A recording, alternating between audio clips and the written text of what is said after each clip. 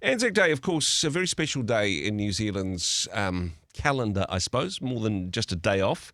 A day when we can contemplate what it means to be a New Zealander and that good old Anzac spirit, the camaraderie between New Zealand and Australia. And yeah, there's a bit of that, a bit of rivalry in amongst it as well. But hey, more and more people taking on a Trans-Tasman identity. I don't mean a trans identity. I mean people that live and work and have identity on both sides of the ditch. Somebody who fits into those categories. Justin Smith joining me in the studio. Justin, kia ora.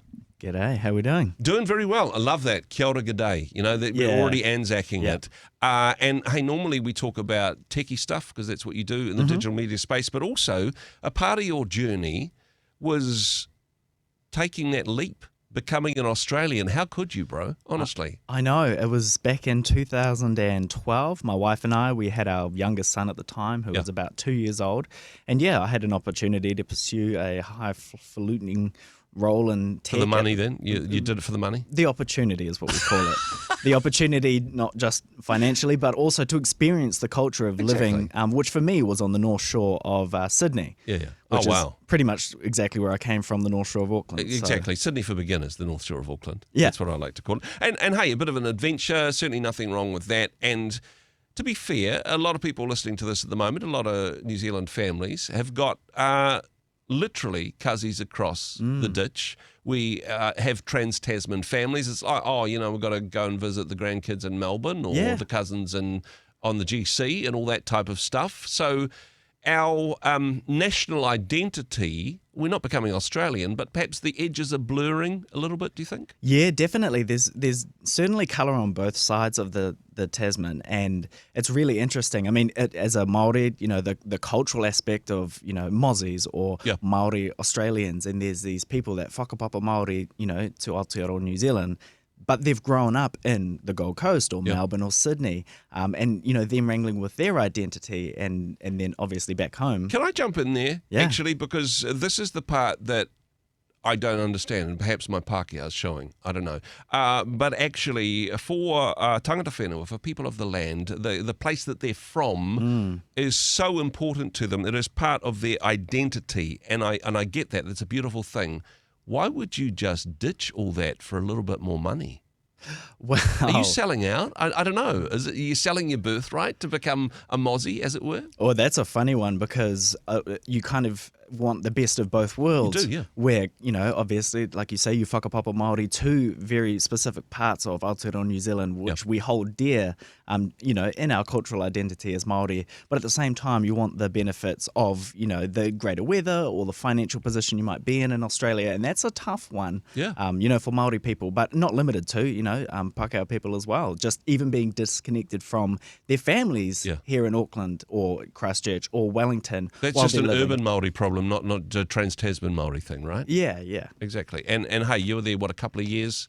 Yeah, we did 2 years, and it was a fantastic experience because, Anzac, Australia and New Zealand, we are so similar. Yeah. But at the same time, there's just so many of these subtle nuances that just make us completely different culturally. And so to spend 2 years, ingrained in that culture was really eye-opening. And, it's literally right next door. It's not like we lived in Europe. Yeah. We lived in Sydney, and so we could come home. Yeah. It cost a bit of money. 2 hours and a couple of $100 and you're just about there. Yeah, totally, which for a couple of school holidays and the like was, a great option. But ultimately, at the end of the day, we decided to come home full-time when we decided to have our second son. Okay. And that was a lifestyle choice. I spent some time in the Northern Hemisphere, and my big pull to come back to Aotearoa New Zealand was because my children were developing English accents. Is there a little bit of that for you guys? Were you starting to get a little bit of Aussie? That happened. So my son was, around 2.5 into 3, they start talking and it was fine. He's just kōrero as we did in the house. But then the moment he said, Dad, look at that digo. I was like, Time to go, son. It happened, and it spurred the thought. And there is a realization where you go, hold on a second. Yeah. Oh my goodness. We're raising a potential family here in Australia. Do we want that long term? Exactly. But it was more about just take our living situation, for example. Mm-hmm. We were paying the same amount for a beautiful home. We were in Red Beach at the time before we moved to Australia. Mm-hmm. When we went to Australia for the same, equivalent amount of money, we were living in this tiny 2-bedroom, not high-rise, but apartment where I could hear the guy upstairs going to the bathroom. Wow. And that's just the change in lifestyle. They've got about 20 years on the property market, 30 perhaps that we have in New Zealand. We're heading that way naturally. But those are the kinds of things where here in Aotearoa, New Zealand, we could at the time have a backyard. Yeah. Whereas over there, no, you have to go out to the public spaces. And I suppose your own identity in part formed by this is where I grew up. These are the experiences I had as a child. You want that for your own children, don't you? Yeah, 100%. And so say, what are you doing this weekend? Would you like to come around? Let's have a barbie. That classic quintessential, those Kiwi things, that we identify with as, people of Aotearoa. Although they barbie in Australia as well. Totally different though. It's a different thing. You want to do some charcoals, you got fire hazards coming, you're doing it in these public spaces because you don't have a backyard. Yeah. These are the subtle nuances and differences that... Also wanted to check how you felt because, even with family, even with cousins, even with brothers, they give each other a bit of stick, don't they? As a New Zealander living in Australia, were you fully welcomed or did you always feel like the poorer cousin and just get a lot of jibes and hassles from the people you work with, etc.? Is that a real thing? Was that your experience? That was a real thing, but the answer is both.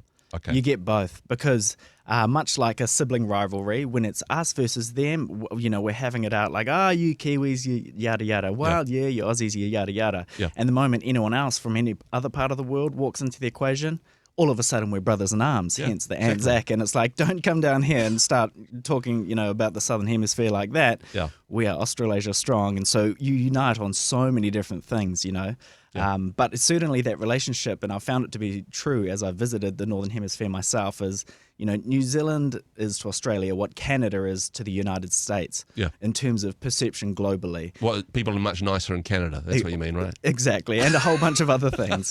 But ultimately, the Northern Americas, they kind of, as soon as they come under attack, they're unified in a lot of things. Exactly. And so too are we with our Australian brothers and sisters. No, that's very good. I just wanted to lean in a little bit more in terms of the Māori identity because, look, hey, we've got a long way to go as a nation, but hey, it's also one of those things where you can go, yeah, but we're doing a lot better than Australia in terms of the way in which Australia's relationship with the Indigenous people there, being a Māori in that type of space. Yeah. Was that difficult as well, Justin? That was a really interesting space to navigate because, my heart yearns for First Nations people in Australia. The amount of interaction I was able to have with Aboriginal people was so minuscule because it's literally just, generational suppression on unprecedented scale. So, comparatively, Aotearoa New Zealand, not just to Australia, but Indigenous peoples the world over, we are streets ahead of the majority of the world, really, in terms of our race relations. Yeah. But in Australia especially, it's really difficult because there is such a huge amount of, Māori people in Australia who are, having discussions and actually working towards things like potentially having marae on Australia, yet at the same time, you have, First Nations people who are just going without and are going unrecognised. And it was really, really hard. In some ways, one of the crazy things of it, Māori have more respect, more mana in Australia than the Indigenous people of Australia. And it certainly does feel that way. I think especially the perception from afar when you leave New Zealand is, Māori culture at an arm's distance is this, and it is, close when you're close to it. It is this beautiful thing that is, got waiata and haka, and from afar, people just love it. But Aboriginal, on the other hand, for whatever reason, has just never been afforded these same opportunities to flourish. And so here in New Zealand, where we have, beautiful pōwhiri and customs just rooted in culture, Māori culture, in Australia, they go as far as to just acknowledge the First Nations people of this place that we're here today before kicking into whatever, ceremony that it is. It's just uncomparable. And hey, that's what a little brother would say. Oh yeah, but we're better at this, bro. But hey, so glad that you didn't just stick with the money and that you were lured back to the land of your birth, Justin. Thank you so much for helping us through this Trans-Tasman identity. Happy Anzac Day. Thanks for joining us. And to you, thanks. Hey, thanks very much for joining us in the Rhema studio. Thanks very much for watching the interview. It's kind of nice to have an audience, actually. And if you did like what you watched, then do give us a like, do give us the thumbs up. And if you'd like to see more interviews like that one, or perhaps even better, subscribe and those interviews will come straight to you. Don't forget to turn on your notifications, and we'll see you in the next one. Cheers.